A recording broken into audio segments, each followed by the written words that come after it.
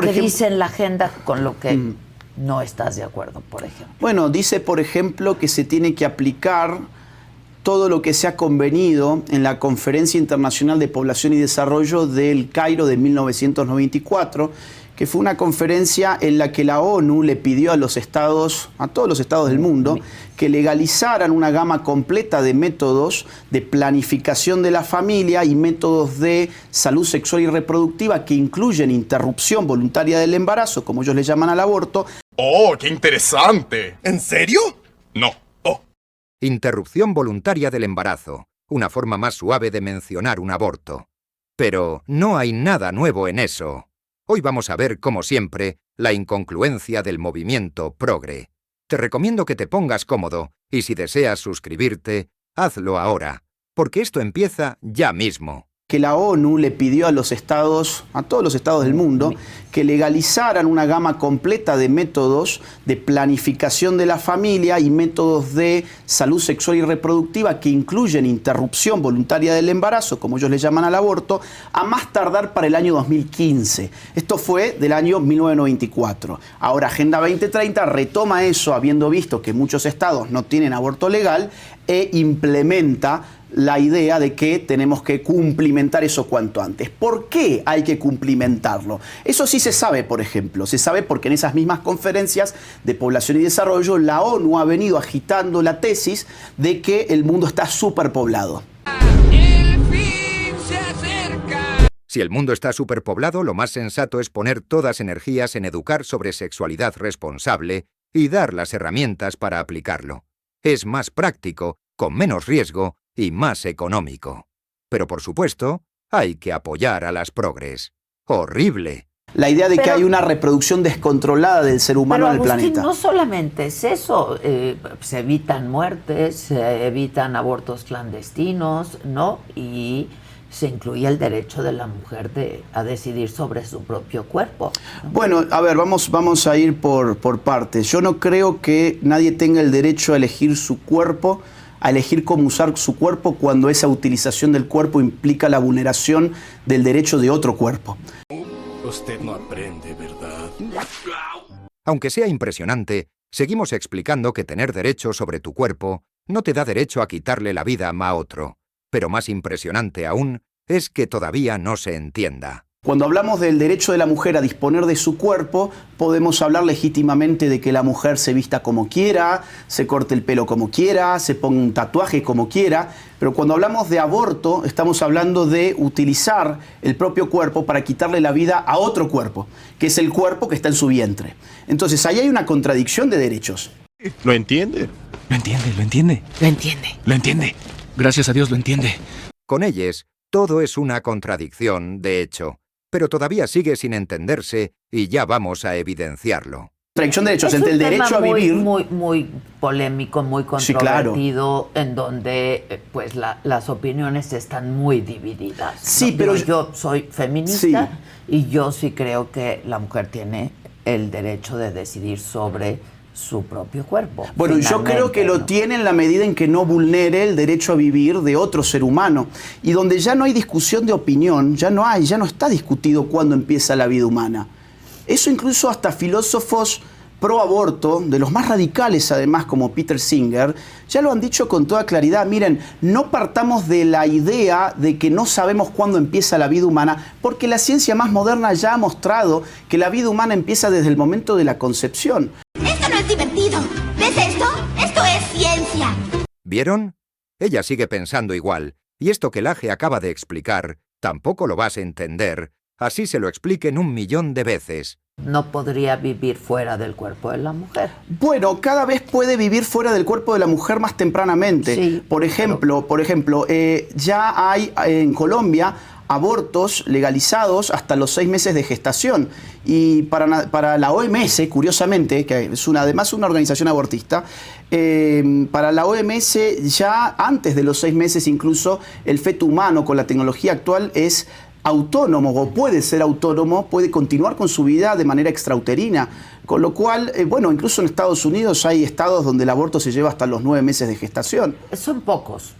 Bueno, pero son. ¿Y qué implica eso? Es decir, no importa si son pocos o muchos, implica que está legalizada la práctica de quitarle la vida a un ser humano.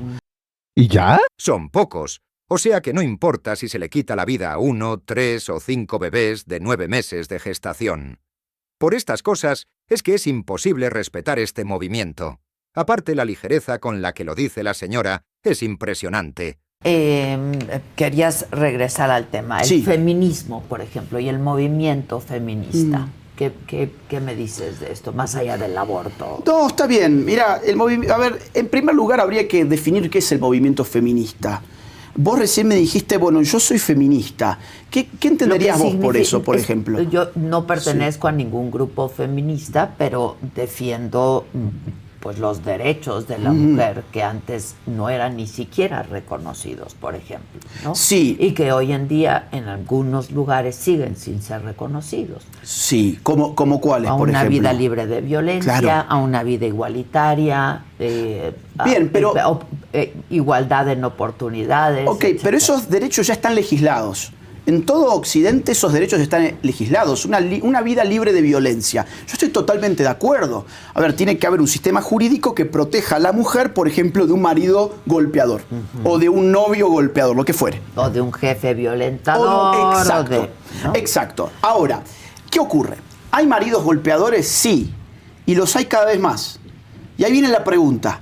El marco discursivo y más aún el diagnóstico social y político que ha hecho el feminismo en la última década, ¿ha tenido efectos positivos? A lo que te refieres es a que no ha sido disuasivo. Exacto. Pero entonces, ¿qué hacemos? Mejor no hablamos del tema. No ha generado los efectos que proponían. Que son unos inútiles. Claro que no. ¿Y cómo los van a generar si lo que hacen es ofenderse por cualquier cosa, cambiar las palabras e inventar fobias y géneros? Argentina. Incluso en España, el país hispanohablante más feminista del mundo, las violaciones, las agresiones contra las mujeres, los feminicidios se han disparado también. ¿Por qué ocurre esto? Mi interpretación o mi hipótesis... La pandemia tuvo mucho que ver también. Sí, pero antes de la pandemia en este país también se había disparado. Es decir, cuando uno mira los números, en este país se ha disparado desde antes de la pandemia. Y en Argentina también. Se ha disparado desde el 2014 en adelante y tuvo un pico durante la pandemia y ese pico continúa encima. Ahora, ¿por qué ocurre esto? Bueno, en primer lugar, digamos, quizás el diagnóstico del feminismo no es cierto. Quizás el diagnóstico del feminismo que es, los hombres son machistas, las mujeres somos víctimas, lo único que ha hecho es encender y radicalizar las contradicciones de sexo. Quizás ese discurso no era el mejor para llevar adelante las demandas de la mujer. Eso por un lado. Por otro lado, la violencia contra la mujer es multicausal. Hay un montón de factores incluidos. Histórica. Es histórica, es multicausal y no es unívoca. ¿Qué ocurre? A ver, ocurre que cuando vos decís la culpa de la violencia contra la mujer es algo llamado patriarcado y nos resulta imposible definir incluso desde el mismo feminismo qué es el patriarcado, porque cada autora feminista que vos agarres va a tener una definición distinta. Encima ni ellas se ponen de acuerdo con esto. Está bien. Gracias por nada. De nada. Ni con eso, ni con nada. Esta periodista está sin palabras. Las poquitas formas de defenderse son refutadas de inmediato. ¿Qué más tenemos aquí? El de diluir el concepto de la mujer. El feminismo ha traído algo llamado ideología de género consigo, que supone que la identidad sexual es autodefinible, que yo puedo determinar mi propia identidad sexual con arreglo a mi mera autopercepción.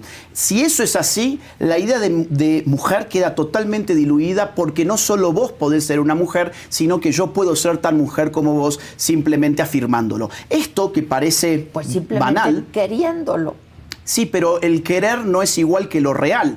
Yo puedo querer tener el dinero de Bill Gates, pero el dinero de Bill Gates no va a aparecer mañana en mi cuenta bancaria porque lo quiera. Mutatis mutandis, yo puedo querer ser una mujer, pero no solo queriéndolo me convierto en una mujer. Tú puedes ser lo que quieras ser. Ay, señora, por favor. Con una risita y diciendo, con quererlo, le está dando la razón a Agustín en absolutamente todo. Y pues, si es así, véngase cuenta bancaria de Bill Gates. Ahora, decir esto hoy está considerado un discurso de odio, es algo que en muchas redes sociales ni siquiera se puede pronunciar, y esto le ha traído un gran daño a la mujer. Te pongo un ejemplo de ahora de Argentina. Hay hombres que se han pasado hombres delincuentes que están presos, que se han pasado a celdas de mujeres, porque tenemos una ley llamada Ley de Identidad de Género, que supone que la identidad sexual depende de lo que cada uno afirma que es, y eso le ha permitido a cualquier delincuente común, incluso delincuentes peligrosos, simplemente afirmando que son mujeres, pasarse a celdas de mujeres, provocando incluso violencia sexual contra las mujeres presas. Podemos hablar de otros ejemplos. Tenemos deportes donde hay hombres que se incorporan en esas ligas, en esos torneos femeninos. Tú estás en desacuerdo. Pero claro, claro, porque, a ver, que cada uno se autoperciba como quiera. El problema es que no obligue a los demás a ser partícipes de una autopercepción que incluso está equivocada. Tienes razón lo que dice. Pero claro, muy pocos están de acuerdo con esa locura, incluso ella, al aparecer. Pero hay quienes increíblemente lo apoyan y no les importa mucho las consecuencias. Solo tengo una pregunta. Sí. Estás un poco cansado de estos temas, pero eso no te permite negar lo que históricamente ha pasado con estos grupos. Mira, lo que me permite negar es que lo que está pasando ahora sea beneficioso para la sociedad y para esos grupos. Quizá tengas razón, porque no ha dado los resultados que hubiésemos querido, pero no, o sea, negacionista, pues tampoco, ¿no? Históricamente, pues hay muchísimos ejemplos de ello. Bueno, hay crímenes de odio pero claro, a mujeres, a homosexuales. Pero claro, es que yo no vengo a decir que no los hay, ni vengo a decir que no habría que hacerse nada. Solo a decir que el modelo no funciona. Vengo a decir que hay que hacer otra cosa. Exacto. A ver. Y eso que decían que nunca iba a servir para nada. Punto final. Nadie está en contra de la realidad. Estamos en contra de tantas acciones absurdas y de la falta de lógica que tienen para abordar algunos temas. Al final, el cambio de palabras y el derecho a abortar cuando les plazca no va a cambiar en nada el problema real. Yo te diría, el movimiento feminista ha fracasado, su paradigma no ha generado buenos resultados. Totalmente de acuerdo. No hay resultados. Ha sido una lucha vacía, en la que se pudieron utilizar esos recursos para cosas verdaderamente importantes, pero prefirieron comprar pañuelos y pedir que no se les llame ellas o ellos, sino elles. ¿O no? ¿Qué crees? Déjame tu opinión de este vídeo en los comentarios, porque me encantaría saber qué piensas. Muy pronto volvemos con más de este debate, no te lo pierdas. ¡Patriarcado! ¡Hasta luego!